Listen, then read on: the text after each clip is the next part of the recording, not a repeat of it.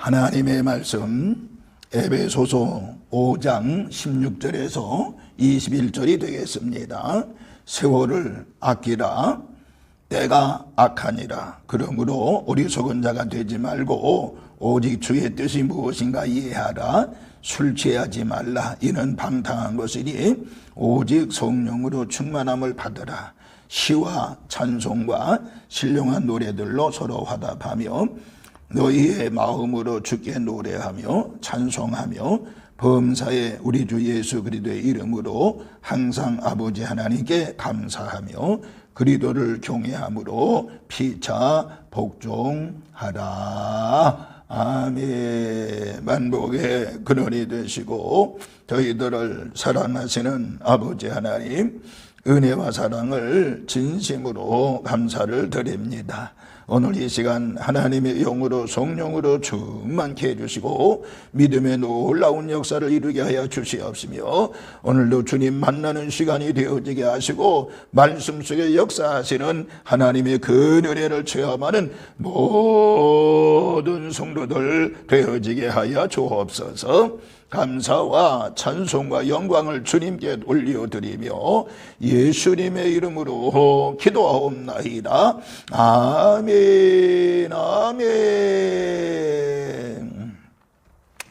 할렐루야.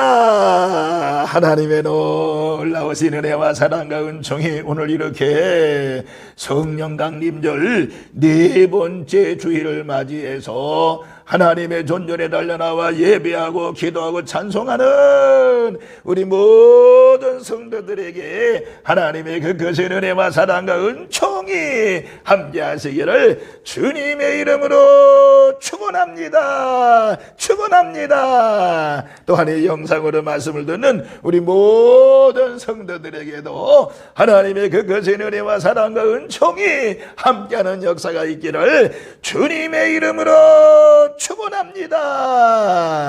제가 이제 성령 강림절 첫 번째 주일부터 시작해서 지난주까지 세 번의 말씀을 증언했습니다. 오늘 이제 네 번째 주일을 맞이했는데 오늘 이 시간도 마찬가지로 오늘 본문의 말씀대로 성령으로 충만함을 받으라 라는 말씀으로 같이 은혜를 나누고자 합니다. 18절에 오직 성령으로 충만함을 받으라고 말씀하고 있는 것입니다. 오늘 이 시간도 모두가 다 성령 충만한 시간 되어지시기를 주님의 이름으로 축원합니다.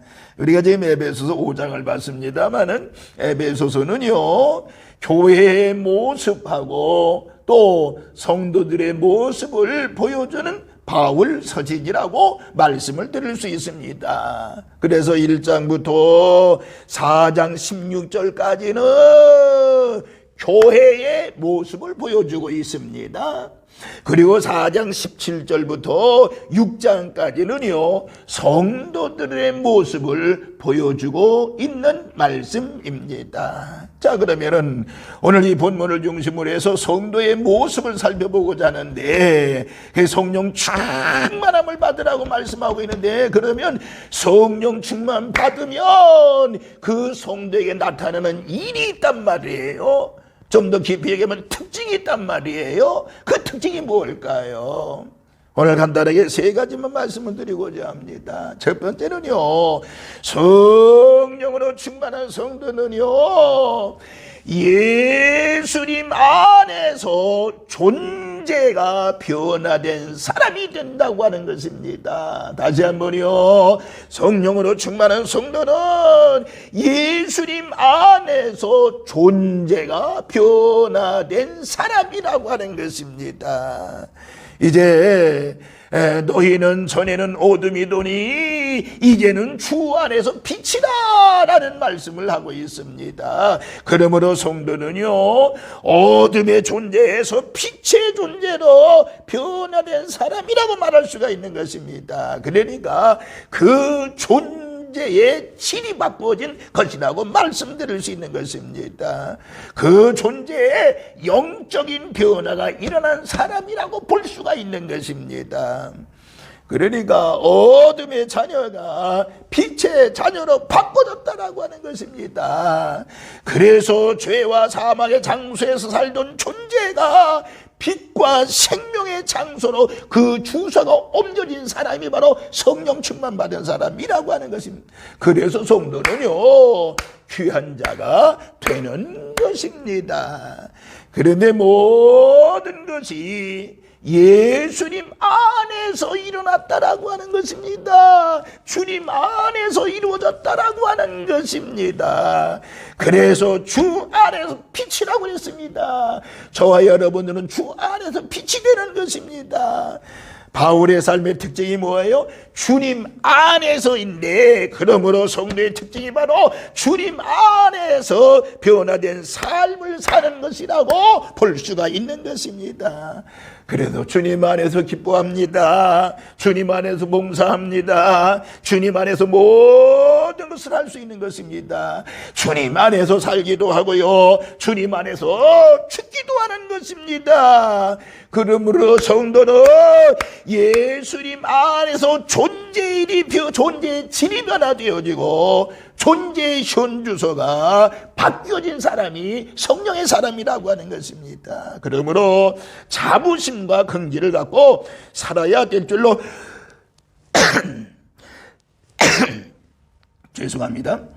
자부심과 긍지를 갖고 살아야 된다라고 하는 것입니다. 그러므로 성령 충만한 성도는요, 예수님 안에서 존재가 변화된 사람이라는 사실을 기억하시면서 이번 주와 이번 주에도 예수님 안에서 존재가 변화된 사람으로 성령 충만한 삶을 사는 한 주간 되시기를 주님의 이름으로 축원합니다. 두 번째, 성령으로 충만한 성도는요, 예수님 안에서 행동이 변하는 사람이라고 말씀드릴 수 있는 것입니다. 예수님 안에서 행동이 변화된 사람이라고 볼 수 있는 거예요. 그래서 성경에 뭐라고 그랬어요? 빛의 자녀들처럼 행하라고 말씀하고 있는 것입니다. 존재의 변화가 일어났을 뿐만 아니라 행동의 변화가 일어난 사람이라고 볼 수 있는 것입니다. 빛의 자녀들처럼 행하라, 사랑 가운데 행하라. 여기에서 기독교는 믿음의 종교인 동시에 행동의 종교인 것을 알게 됩니다. 기독교는요, 믿음의 종교가 아닙니다. 믿음만의 종교가 아니라고 하는 것입니다.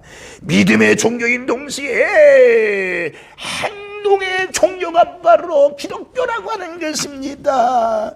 그 행동은 착함과 의로움과 진실함을 나타내는 행동이라고 볼 수가 있는 것입니다. 예수님은 착한 행실을 사람들 앞에 나타내 보이라고 말씀했지 않나요? 착함이 이웃에게 좋게 하는 것을 말합니다. 착함이라고 하는 것은 이웃에게 누추한 말을 하지 않는 것을 이야기하는 것입니다. 어리석은 말이나 실용의 말을 하지 않는 것이라고 볼 수 있습니다. 착함이라고 하는 것은 덕을 세우는 말과 은혜를 끼치는 말을 하는 것을 이야기하는 것입니다. 이웃에게 인자게 하며 불쌍히 여기며 용서하며 사랑과 구제의 손길을 펴는 것을 말하는 것입니다. 그래서 에베소서 4장에서 누추함과 어리석은 말이나 실용의 말이나 마땅치 아니하는 말을 돌이켜 감사하는 말을 하라고 말씀하고 있는 것입니다. 서로 인자하게 불쌍히 여기며 서로 용서하기를 하나님이 그리스도 안에서 너희를 용서함같이 하라고 말씀하고 있는 것입니다. 빈궁한 자에게 구제할 것이 있기 위하여 제 손으로 수고하여 선한 일을 하라고 그랬습니다. 그리스도인은 그 행동이 변화된 사람이고 선한 일과 착한 일을 하는 사람이라고 볼 수가 있는 것입니다. 행동이 변화된 성도가 되어져야 되겠지요. 그러므로 우리 모두 성령 충만함으로 예수님 안에서 행동이 변하는 놀라운 역사가 있기를 주님의 이름으로 축원합니다. 마지막 세 번째, 성령으로 충만한 성도는요, 예수님 안에서 기쁨의 대상이 변해진 사람이라고 볼 수 있습니다. 다시 한 번요, 성령 충만한 성도는요, 예수님 안에서 기쁨의 대상이 변해졌다고 말입니다. 성경에 보세요. 주께 기쁘시게 할 것이 무엇인가 시험하라라는 말씀이 있습니다. 사람은 본래 이기적인 존재로 자기를 즐겁게 하고요, 자기를 기쁘게 하면서 사는 못된 존재라고 말할 수가 있는 것입니다. 내가 내 영혼에게 이르되 영혼아 여러 해 쓸 물건을 쌓아두었으니 편안히 쉬고 먹고 마시고 즐거워하자. 누가복음 12장 19절에 말씀하고 있습니다. 이 말은 누가복음 12장에 나오는 부자의 독백만이 아닙니다. 어떻게 보면 우리 모두의 소홀이고 우리의 독백이라고 말할 수 있겠지요. 그러나 진정한 성도는요, 기쁨의 대상이 변화된 사람이라고 볼 수가 있는 것입니다.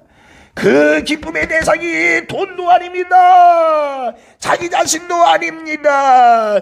예수님은 자기를 기쁘시게 하는 일을 하지 않았습니다. 그리스도께서 자기를 기쁘시게 하지 아니하였나니 로마서 15장 3절에 말씀하고 있습니다. 바울도 자기를 기쁘시게 하는 대신 하나님과 모든 사람을 기쁘게 하며 살았다라고 고백하는 것을 알 수 있죠. 데살로니가전서 2장 4절에 보니 우리가 이와 같이 말하면 오직 하나님을 기쁘시게 하려 함이라 라고 말씀하고 있습니다. 로마서 15장 12절에도 우리 각 사람이 이웃을 기쁘게 하되 선을 이루고 덕을 세우도록 할지니라 라고 말씀을 하고 있는 것입니다. 또 고린도서 10장 33절에 나와 같이 모든 일에 모든 사람을 기쁘게 하여 저희로 구원을 얻게 하라 라는 말씀을 하고 있습니다. 이와 같이 성도는요, 기쁨의 대상이 변해된 사람이라고 볼 수 있습니다. 이 시간 이후에 모두 성령 충만하고 성령 강림절 주일을 맞아 네 번째 주일을 맞이해서 모두가 여러분들 기쁨의 대상이 주님으로 바뀌어지기를 주님의 이름으로 축원합니다.